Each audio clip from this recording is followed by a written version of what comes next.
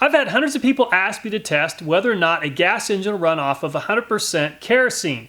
Now in the past we tried this with diesel, which is of course quite a bit different than kerosene, and we were not able to make it run off of pure diesel. We were able to get to run off of 50% gas, 50% diesel mix. But if you were in an emergency situation and you were totally out of fuel and you needed to put something in the fuel tank of your vehicle to get you to where you needed to go, would kerosene be a good option? Now we've tested all sorts of products and there are a lot of other options out there that work just fine. In some cases they don't work fine, but they work good enough. Is kerosene one of those products?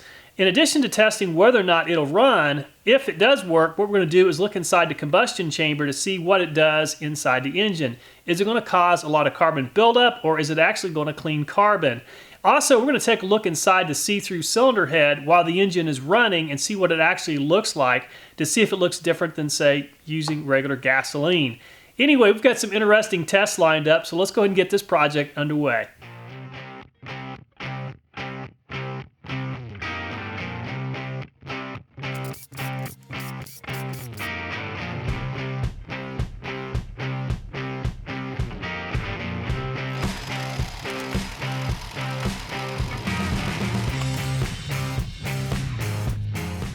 If we're able to get this engine off of kerosene, we're going to put this engine under load using the engine brake. Now, these small engines that have these engine brakes also have an engine shutoff switch, so usually when the lever on the handlebars is released, the engine stops receiving ignition. At the same time, the brake is applied to quickly bring this engine to a stop.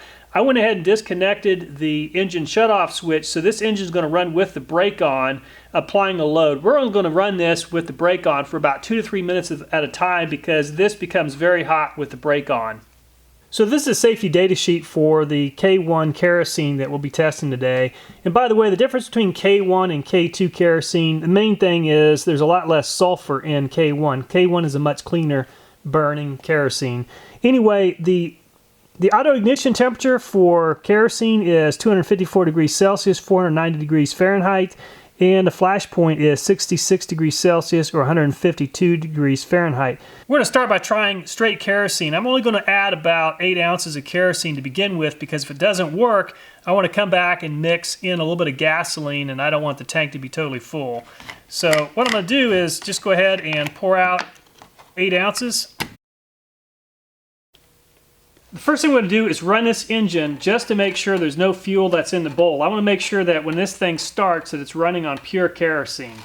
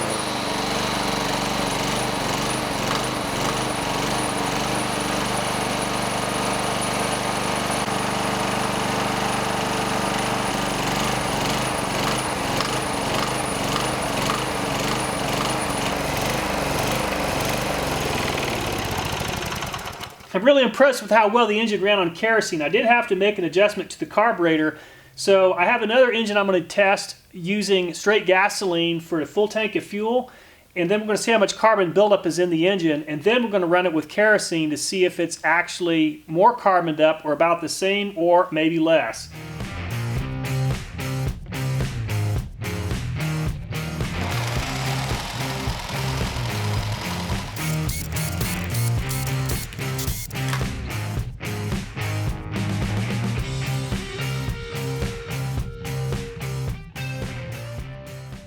I previously ran an entire tank of gasoline through this engine. Before doing that, the engine was perfectly clean, so we're going to see what it looks like after running kerosene through it.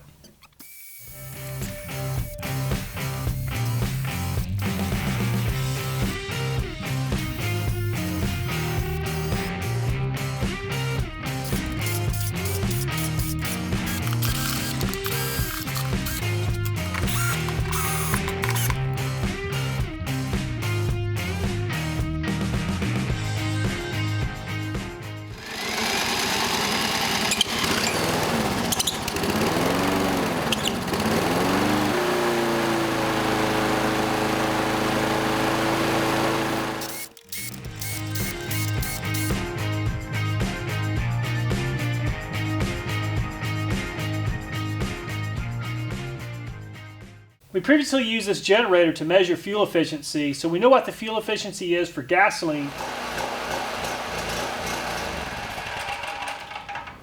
Now what we're going to do is measure the fuel efficiency of kerosene. Also, I have a kilowatt device. This is pretty neat because it provides how many amps and how many watts are being drawn.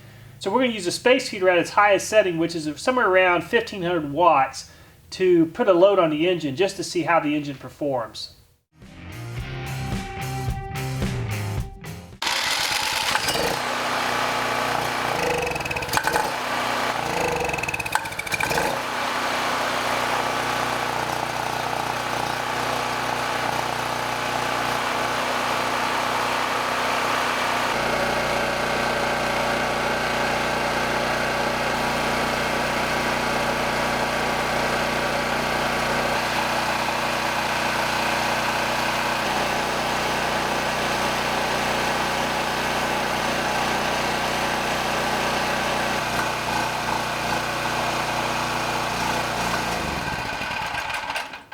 So the container to the right is diesel, the container to the left is kerosene. As you can tell, the diesel has gelled up. This is about 15 to 16 below 0 Fahrenheit. Both of them are the same temperature, very cold, and as you can see, one of them is gelled and one of them is still liquid.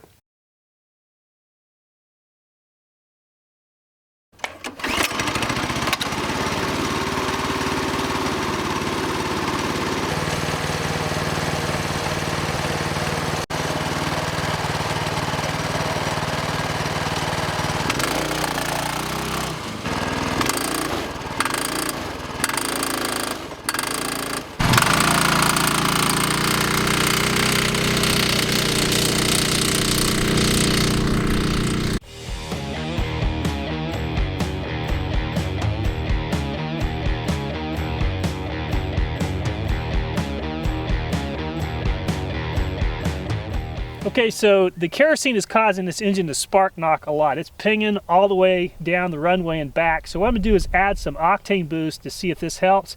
I'm not even going to measure the amount. I'm just going to dump some in there and see if it works.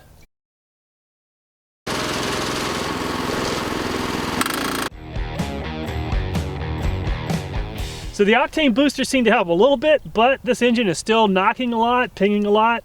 So anyway, kerosene is just not going to work very well as far as high performance. Whenever I was driving it though and not putting a full load on it, it didn't have any sort of pinging or knocking. It was actually doing pretty good.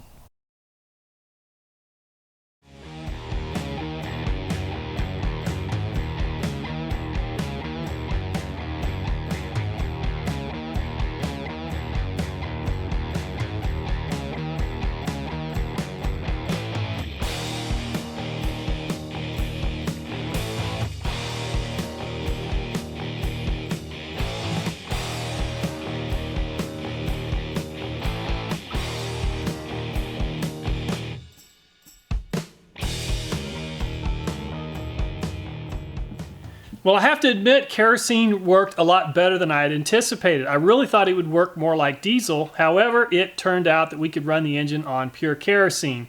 Now, there's a lot that can be garnered from the video today, which is that kerosene, even though it worked fairly well once the engine was warmed up, it did leave a little bit more carbon deposits, I think, at least in certain parts of the combustion chamber. For example, this cylinder head is one in which we use the kerosene, and there's more carbon deposits on the outer edge of where the piston would be at, which indicates that it's not getting a cleaner burn. Also, if you look at the see-through engine footage, you'll see that there's a lot of bright streaks, which indicates that it's taking longer for the kerosene to fully combust. Also, the gasoline in the see-through engine was combusting very quickly, and there was a very even flame pattern. So it's quite interesting to do these videos. I learned a lot from each and every one of them. So would kerosene work as a great substitute fuel in an emergency situation? If the engine is warm, it'll probably work just fine. If the engine's cold, I would not recommend using it because it's going to be very hard to get the engine to start. Now, we did have to do a little bit of tuning on the engine we used in our video in order to get to run smoothly, and you might not get a very smooth operation of an engine that you use if you had to use it in an emergency situation. Anyway, I have a lot of fun doing these videos. I wouldn't do these videos if you guys didn't want to see them and didn't offer the ideas, so please keep those video suggestions coming. Thanks so much for watching the video, and I look forward to seeing you next time.